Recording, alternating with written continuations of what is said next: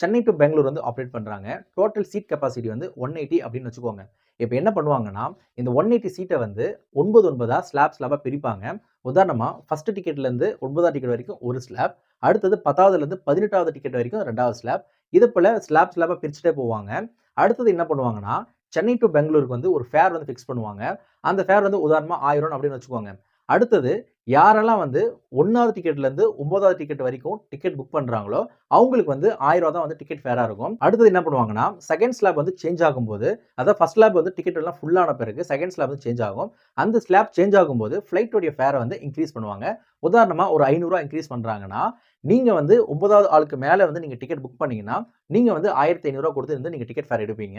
இது போல ஒவ்வொரு ஸ்லாபுக்கும் ஃப்ளைட் உடைய டிக்கெட் ஃபேர் வந்து இன்கிரீஸ் பண்ணிட்டே இருப்பாங்க.